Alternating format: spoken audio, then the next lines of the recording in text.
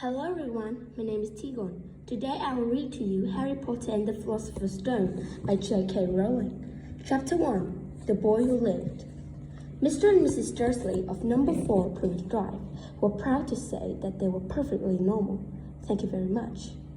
They were the last people you'd expect to be involved in any strange or mysterious because they just didn't hold such nonsense.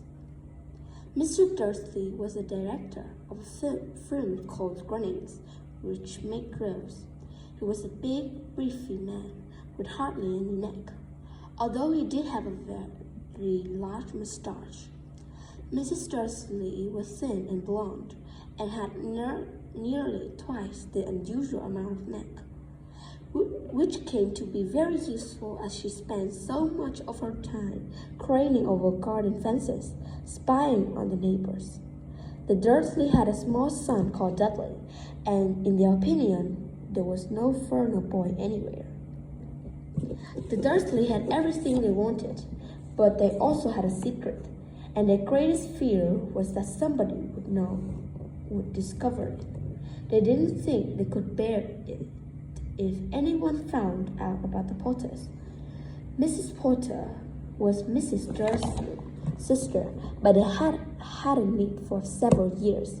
In fact, Mrs. Dursley pretended that she didn't have a sister because her sister and her good-for-nothing husband was as un-Dursleyish as it was possible to be. The Dursleys shuddered to think that the neighbors would say if the Potters arrived in the street. The Dursley knew that the Potters have a small son too, but they never even seen him. This boy was another good reason for keeping the Potters away. They didn't want Dudley missing with a child like that.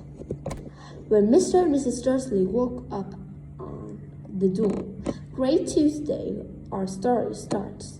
There was nothing about the cloudy sky outside the strugglers, and strange and mysterious thing would soon be happening all over the country.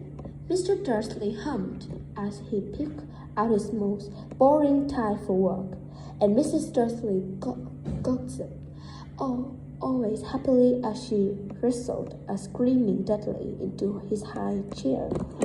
None of them noticed a large twinkling owl flitting past the window.